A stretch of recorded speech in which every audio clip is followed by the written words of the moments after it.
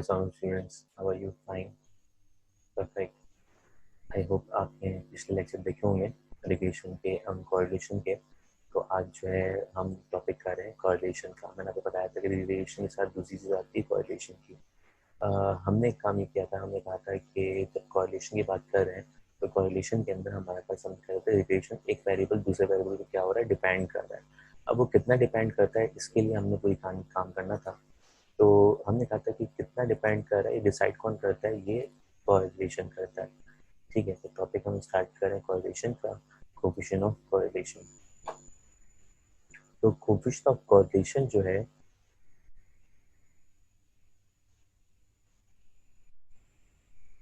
Coefficient of correlation, हमने कहा कि कोफिशिएंट ऑफ कोरिलेशन का जो मेन फॉर्मूला है वो ये मेन फॉर्मूला है कि हमें अगर कोरिलेशन निकालना हो, Karl Pearson coefficient of correlation निकालना हो तो कहते हैं R is equal to n summation X Y minus summation X summation Y divide by n summation X square minus summation X का होल स्क्वायर, इस पूरे का रूट है। और ये n summation Y square minus summation Y का whole square, इस पूरे का भी क्या है, ये रूट है। ठीक है ना। तो अब हमने क्या करना है यहाँ पे, r जो है वो डिपेंड कर रहा है x और y पे, that's why it's called r x y। ठीक है ना। तो हम इसको कह सकते हैं कि r x y, हम इसे कह सकते हैं r x y कह सकते हैं, क्योंकि यहाँ पे डिपेंडेंसी किसकी हो रही है, x और y की, दो वेरिएबल्स की हो रही है। तो हमने कहा कंडीशन के हिसाब से स्टैंड ऑफ कोरिलेशन जो होती है वो क्या होती है। अगर हमारा आंसर 0.8 से 1 तक आए तो उसका मतलब जो इनकी एसोसिएशन होती है, डिग्री ऑफ एसोसिएशन जो होती है वो क्या होती है, स्ट्रॉन्ग होती है। मतलब इसका जो रिलेशनशिप होता है वो क्या होता है, स्ट्रॉन्ग होता है। 0 टू 0.8 आएगा तो मॉडरेट होगा, मॉडरेट का मतलब नॉर्मल कंडीशन होती है। फिर हमने कहा अगर 0.2 से लेकर 0.5 तक आते हैं तो उसको क्या बोलते हैं, हमारी वीक होती है। ठीक है। फिर हमने कहा 0 से लेकर 0.5 0.2 आए तो उसका मतलब ये क्या होती है, निग्लेजिबल होती है। उसका मतलब ये हुआ कि ये इसकी क्या है, मैक्सिमम वैल्यू है, इधर पॉजिटिव इधर नेगेटिव। अगर पॉजिटिव आए या नेगेटिव आए तो आपकी वैल्यू 1 से ज़्यादा या 1 से कम नहीं हो सकती। ठीक है ना। तो इसका मतलब ये हुआ कि कंडीशन के हिसाब से कि हमने कहा कि आर की वैल्यू कभी भी 1 पॉइंट समथिंग नहीं आ सकती, चाहे पॉजिटिव हो चाहे वो नेगेटिव हो। ठीक है। तो उसकी रेंज जो बनती है वो -1 से लेके +1 तक की बनती है। ठीक है। तो अब आंसर के अंदर कभी कहता है क्वेश्चन में, हमें जब देखते हैं क्वेश्चन, देखते हैं क्वेश्चन क्या है। क्वेश्चन ये है कि हमारे पास एक्स और वाई गिवन है, अकाउंट्स का हमें मार्क्स गिवन है, स्टैटिस्टिक्स के मार्क्स जो हमें गिवन है। कहता है कि कैलकुलेट कोफिशिएंट ऑफ कोरिलेशन, क्या बताओ, कोफिशिएंट ऑफ कोरिलेशन बताओ। इसकी और भी कंडीशंस थी, मैं अभी से डिस्कस कर रहा हूँ किसके लिए, कोफिशिएंट ऑफ कोरिलेशन के लिए। अगर सवाल में कहता है also right comments about the data, तो फिर हम क्या करते हैं, इसका डिग्री ऑफ एसोसिएशन भी बताते हैं। ठीक है। तो अब कंडीशन देखें आप, कंडीशन क्या है हमारे पास। कंडीशन हमने कहा कि दो चीज़ हमारे पास गिवन है। तो फॉर्मूले में हम देखते हैं फॉर्मूला था क्या हमारा। फॉर्मूला हमारा था क्या क्या चाहिए हमें, ये अपने पास नोट करें आप। समीशन चाहिए किसका, एक्स और वाई का। नहीं, टोटल कॉलम किसका बनेगा, एक्स और वाई का कॉलम बनेगा, एक्स मल्टीप्लाई बाय वाई का। एक्स का कॉलम बना हुआ है, वाई का कॉलम बना हुआ है। हमें कॉलम चाहिए एक्स स्क्वायर का, हमें कॉलम चाहिए वाई स्क्वायर का। ठीक है ना। तो इसका मतलब कितने कॉलम्स हो गए, 1 2 3 4 5। टोटल कॉलम्स कितने हो गए, 5 कॉलम्स हो गए। तो इसका मतलब जो कॉलम्स बनेंगे सोल्यूशन में आगे, कितने कॉलम्स हो गए, 2 कॉलम्स ये हो गए। इसके बाद कॉलम आएगा जिसका एक्स मल्टीप्लाई बाय वाई का। ठीक है, ये कैसे आएगा, एक्स मल्टीप्लाई बाय वाई का कॉलम किस तरह से कैलकुलेट होगा, एक्स और वाई की वैल्यू को आपस में क्या कर दें, मल्टीप्लाई कर दें। एक्स और वाई की वैल्यू को आपस में क्या करते हैं, मल्टीप्लाई कर दें। तो मल्टीप्लाई किया तो आपका आंसर कितना आ गया, 4355 आपका आंसर आ गया। ठीक है। इस तरीके से हर वैल्यू को आपस में क्या करते गए, मल्टीप्लाई करते गए, और आपका जो आंसर है वो इस तरह से आपका आंसर आ गया। ठीक है। अब हमने कहा एक्स स्क्वायर का कॉलम बनाते हैं। तो एक्स का स्क्वायर यानी एक्स का कॉलम जो है, इन तमाम वैल्यूज का स्क्वायर निकालना है। 65 का स्क्वायर ये आ गया, 66 का स्क्वायर ये आ गया, 67 का स्क्वायर ये आ गया। ये सारी कंडीशन हमारी किसकी आ गई, स्क्वायर की कंडीशन आ गई हमारे पास। ठीक है। अब जो कॉलम बनेगा किसका बनेगा, वाई स्क्वायर कॉलम बनेगा। हमें कहा था कितने कॉलम्स बनेंगे, टोटल 5 कॉलम्स बनेंगे। तो 5 कॉलम्स हमारे पास बन गए, 1 2 3 4 5। ठीक है, यहाँ 5 कॉलम्स बन गए। अब कंडीशन देखते हैं, कंडीशन क्या है। अब ये जो टोटल वैल्यूज है, इन टोटल वैल्यूज को हमें क्या करना है, इन टोटल वैल्यूज को हमने क्या करना है, फॉर्मूले में प्लेस करना है।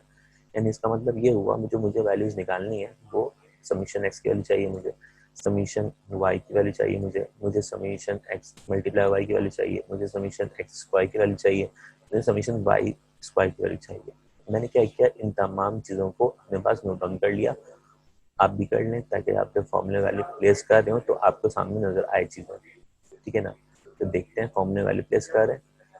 एन नंबर ऑफ ऑब्जर्वेशन, कितनी ऑब्जर्वेशन है, 1 2 3 4 5 6 7 8, इट्स मीन एन की वैल्यू कितनी हो गई, 8 हो गई। एन कितना हो गया, 8 हो गया। जहां जहां एन था वहां पे क्या आ गया, 8 आ गया, वहां क्या आ गया, 8 आ गया। समीशन एक्स वाई की जगह पे समीशन एक्स वाई की वैल्यू आ गई, समीशन एक्स की जगह पे समीशन एक्स की वैल्यू आ गई, समीशन वाई की जगह पे समीशन वाई की वैल्यू आ गई। एन ऐसी रहा, एन की वैल्यू समीशन एक्स स्क्वायर, यानी एक्स स्क्वायर का टोटल जो आपने निकाला था कॉलम में ऊपर, तो वहां पे उसी जगह पे उसकी वैल्यू प्लेस कर दी। अब देखिए यहाँ पे ये जो है ये समीशन एक्स का होल स्क्वायर है। अमूमन बच्चा क्या करता है, समीशन एक्स स्क्वायर जो है वो यहाँ पर रख देता है, तो ये गलती मत कीजिएगा प्लीज।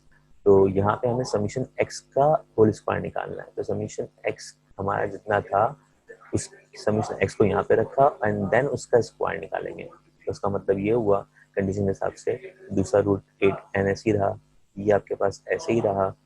हमने कहा ये वैल्यू किसकी है, समीशन वाई स्क्वायर की, तो ये वैल्यू किसकी है, समीशन वाई की, ये समीशन वाई। यहाँ पे बच्चा गलती करता है, यहाँ पे जो है समीशन वाई स्क्वायर की वैल्यू क्या कर देता है, प्लेस कर देता है यहाँ पे। तो यहाँ पे हमने क्या कर दिया, इसका स्क्वायर निकाल दिया। अब करना ही है आपने कैलकुलेटर में ये काम करना है इसके आगे कि आपने इस पूरे ऊपर वाले न्यूमिनेटर को पूरे को कैलकुलेटर में एज इट इज लिखना है। आपके पास यहाँ पे ऊपर जो है, नीचे ऊपर वैल्यू आ जाएगी कैलकुलेटर से, जब आप इसको मल्टीप्लाई मतलब सब सिंप्लीफाई करेंगे पूरा एक साथ। ये चीज भी आप पूरी कैलकुलेटर में लिखेंगे। देखिए ये एक रूट में ये एक फैक्टर, ये पूरा एक फैक्टर है, ये पूरा एक फैक्टर है, ठीक है।